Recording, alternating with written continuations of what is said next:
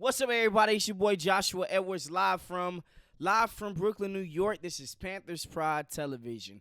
Oh man, we had some great games over this past weekend. We had the Bills versus the Ravens, the Eagles versus Rams, etc. Man, I'm just sitting back waiting for the Panthers' time to shine, man.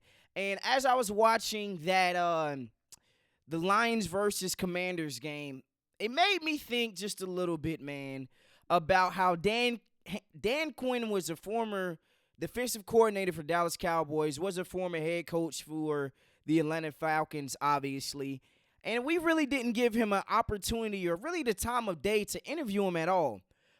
There have been a lot of Panthers fans, not myself included, that are really upset that we did not hire Dan Quinn. Now, I'm going to say this.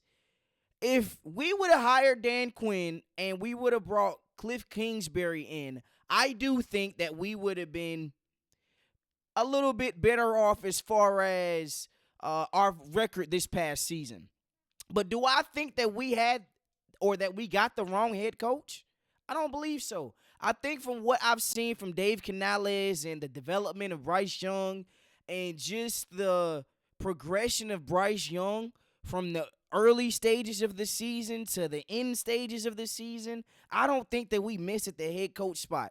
Now, we know Dan Quinn is really one game away from going to the Super Bowl with the rookie quarterback, but Jaden Daniels is on another level. Jaden Daniels is a guy that I believe personally is a top 5 quarterback. So when you total all those things in and we're looking at if the Panthers have missed, I don't believe that we've missed. I don't think that Dave Canales is a bad hire.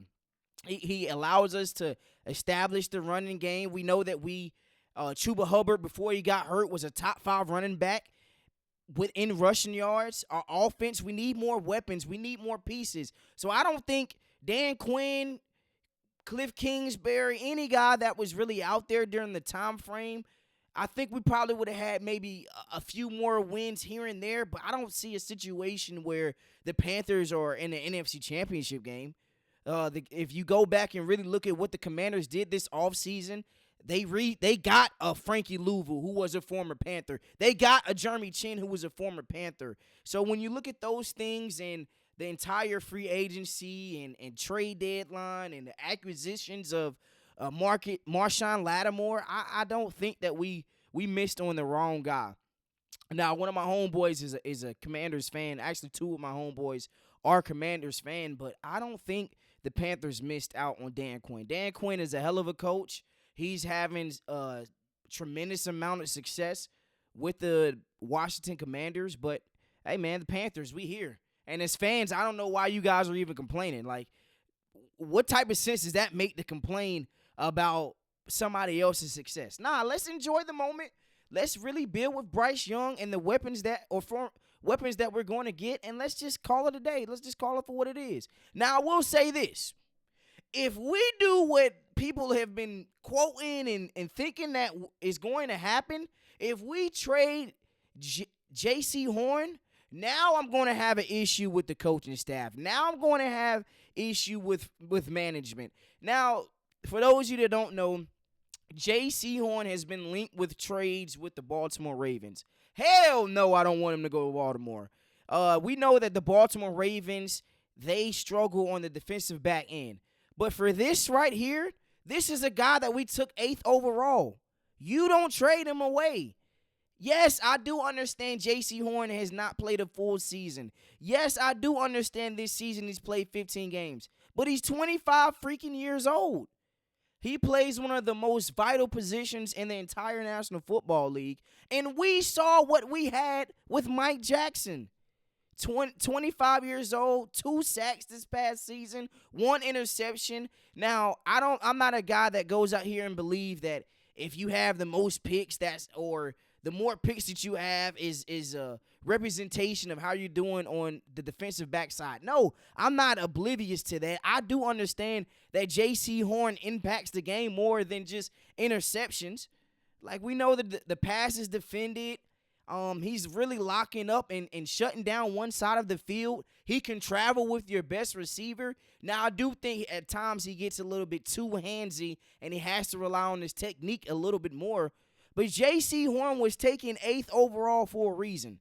J.C. Horn was taken right around the same time Patrick Surtain was taken for a reason. Don't forget, the Dallas Cowboys wanted a DB. They wanted, when they drafted Micah Parsons, they either wanted a Surtain or they wanted a JC. And I'm not in a position, or I don't think that we should go out here and trade him for the Baltimore Ravens for what? A third conditional that could change up into a second rounder? No, J.C. Horn is going to be primed for multiple Pro Bowls from here on out in his NFL career. So I don't think that us moving off of J.C. Horn is going to be one very indicative of where we want to go and ultimately get to. Like, you don't move off of talent like this. We moved off of Frankie Louisville. We moved off of Jeremy Chin. And where are they at right now? The NFC Championship game. So, Panthers, if you want to take some advice, hell no, do not move on from J.C. Horn. Now, this is a guy that I do believe we need to move on for, and we need to have this discussion. This is a guy that we signed him after one really good season with the Philadelphia Eagles, who had other guys balling. If you guys remember when the Eagles went on their championship run and the running backs they had, they traded us, or we signed Miles Sanders. Miles Sanders has been terrible for us. He might be one of the worst acquisitions in Panthers' recent 10-5 seasons. He's been that bad. 205 rushing yards, 148 receiving yards, only 25.8 yards per game. This is a guy that we signed to a 3-year, $24 million contract. This past season, he's only played 11 games, 3 total touchdowns. In his entire Panther 2 seasons, I think he's only scored like 6 times. He's no longer the number 1 back. Let him go somewhere else. Send him to Baltimore. If you want to send somebody to Baltimore, this is the guy that you send to Baltimore. Nobody wants Miles Sanders anymore. Chuba Hubbard is far better than Miles Sanders. Now, Miles Sanders could go to another team like the New York Giants and shine. But no, not here in Carolina. He misses too many times. He doesn't catch the ball more efficiently enough. It's like he I don't know how to really describe it, man. One game he's hot, and the next 5 he's just trash. Like 25 yards per game, receiving and rushing. All of this is taken into account, and he's only played 11 games this NFL season. No, he's not a guy. This is one of the worst signs that we probably had in the last couple years. Like, this is why Matt Rule is out. This is why our former GM is out. Because you're signing guys like this after one season.